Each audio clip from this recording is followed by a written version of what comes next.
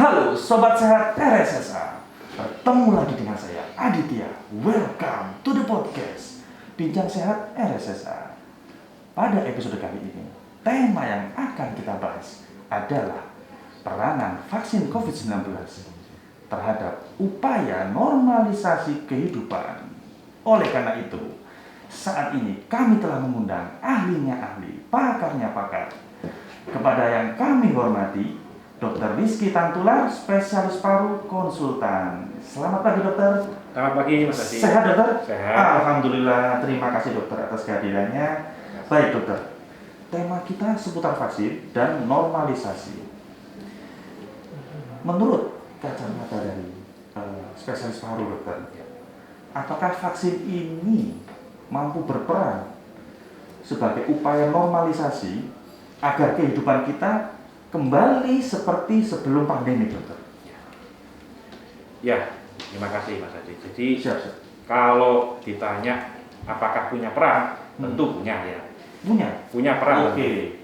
Kan kita ketahui bersama ya, kita yang menggunakan selama ini kan, yang sekarang kita gunakan di Indonesia adalah vaksin Sinovac ya. Sinovac itu telah diteliti di berbagai negara ya, ada di Brasil, di Turki, di Chili, dan di Indonesia sendiri kan ya. Baik. Dengan berbagai macam sampel penelitian ya, kita mendapatkan hasil yang berbeda-beda. Di Turki sekitar 90% sekian ya, di Brasil efektivitasnya sekitar 50,4% sekian ya. Di Indonesia sendiri masih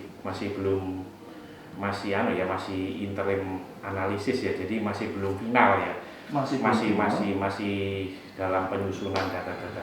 Tetapi yang disetujui WHO sebagai vaksin yang efektif di dalam kaitan untuk upaya menurunkan kasus COVID di dunia adalah yang efektivitasnya di atas 50% ya. Nah, tentu dengan adanya efektivitas yang sekian persen atau di atas 50% itu tentu akan menurunkan jumlah kesakitan, jumlah kasus COVID-19 di dunia ya. Tentunya khususnya di Indonesia sendiri ya. Kita tahu sendiri di Indonesia penyebaran COVID begitu luar biasa.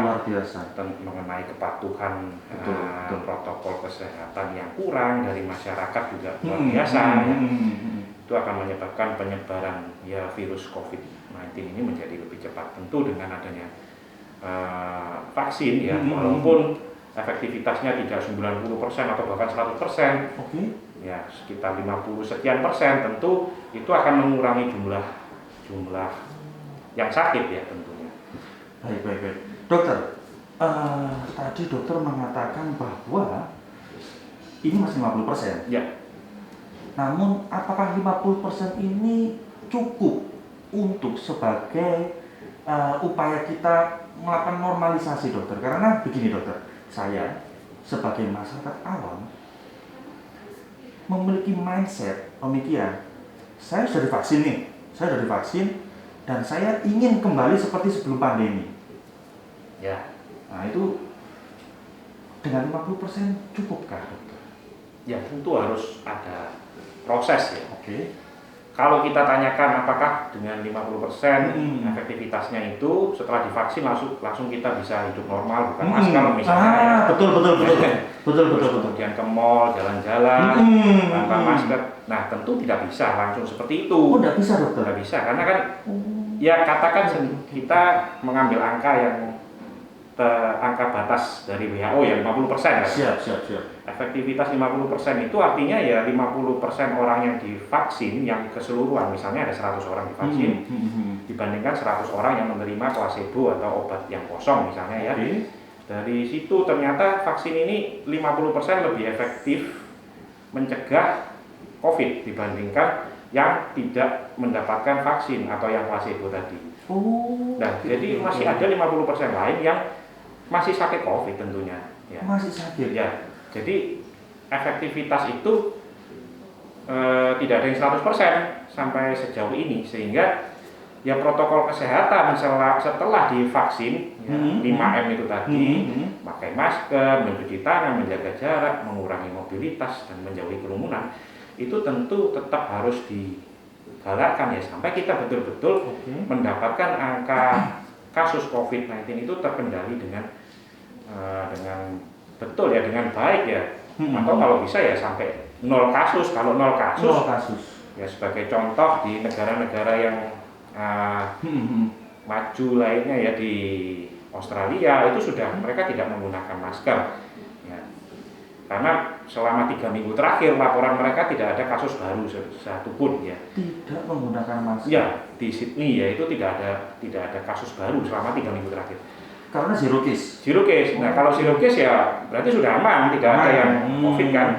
Itu kita baru boleh melepas masker ya. Tetapi tentu itu harus melalui penilaian epidemiologis, penilaian public health yang menyeluruh ya. Apakah betul memang zero case ini betul-betul tidak ada kasus atau jangan-jangan tidak terdeteksi. Yang sakit ada di rumah misalnya. Dan kemudian dia keluar. Benar dokter. Kalau seperti itu ya sama dengan menyimpan bom waktu ya. Menyimpan bom waktu. Baik dokter. Terkait upaya kita untuk mengendalikan COVID. By the way dokter, COVID ini mau ulang tahun ya dokter. Iya. Kedatangan COVID di Indonesia itu sudah mau setahun ini dokter. Dan menurut saya sebagai masyarakat awam masih belum terkendali. Oke. Tolak ukur untuk mengetahui bahwa COVID ini sudah atau belum terkendali. Itu bagaimana dokter? Selain zero case. Ya, sebenarnya banyak parameter epidemiologis yang bisa digunakan ya. Selain tadi misalnya selama beberapa hari tidak ada peningkatan jumlah kasus atau yang kedua jumlah daya tampung bed di rumah sakit itu menurun, dan yang ketiga adalah kemampuan pemerintah setempat atau fasilitas layanan kesehatan setempat untuk mengendalikan atau men-tracing atau mencari kasus-kasus yang baru yang kontak dengan penderita yang sakit. Kalau semua itu terkendali, semua itu bisa ditangani dengan baik, yaitu berarti itu ada perbaikan ya. Ada perbaikan ya. Baik. Salah satu parameter adalah fasilitas layanan kesehatan. Betul. Baik. Itu harus kita tingkatkan dokter ya. Harus kita tingkatkan fasilitas itu ya dokter ya. Fasilitas yang dimaksud secara umum mungkin dari BOR, dari sendiri, terus kemudian dari perawatnya, tenaga medis, dokternya otomatis, ventilator dan lain sebagainya dokter. Baik. Terkait hal tersebut kan ada upaya dari pemerintah kita untuk meningkatkan fasilitas layanan kesehatan dokter. Salah satunya adalah pemberian vaksin kepada tenaga medis. Nah, namun dokter, ini masyarakat mungkin ingin mengetahui kenapa kok harus nakes dulu dokter? Kan masyarakat di luar sana banyak yang terpapar COVID, ya kan dokter? Banyak yang dirawat di COVID. Kok nakes dulu dokter?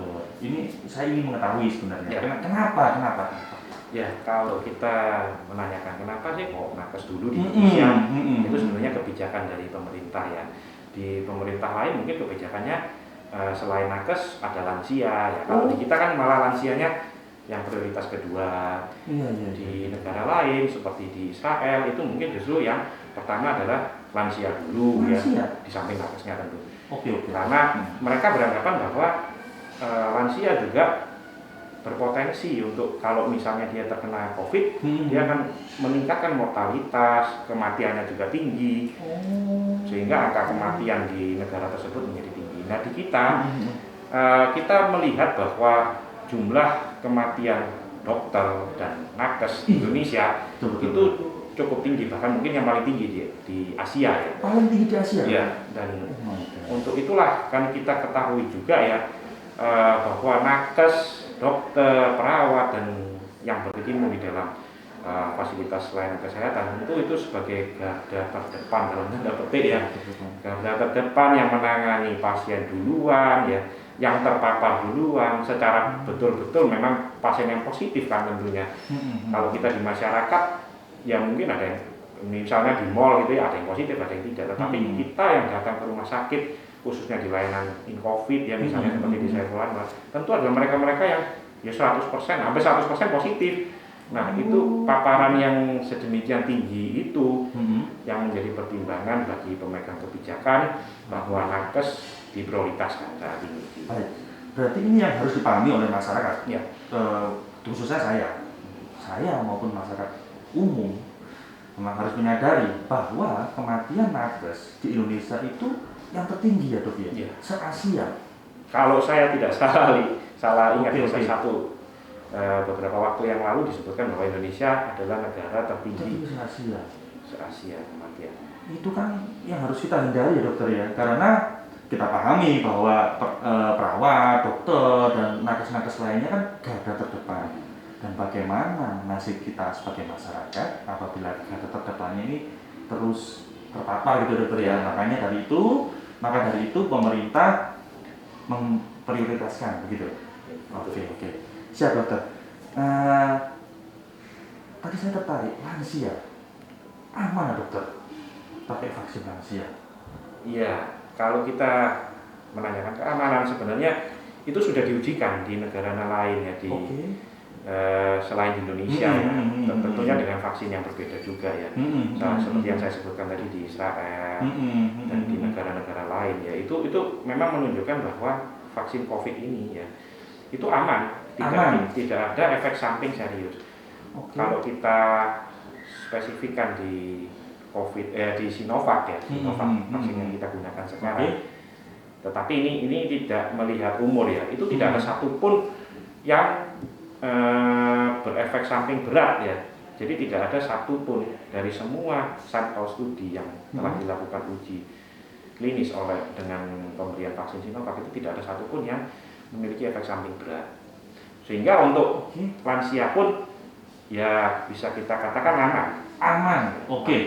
Berarti masyarakat juga harus mengetahui bahwa vaksin Sinovac yang ada di Indonesia itu aman sebenarnya untuk lansia.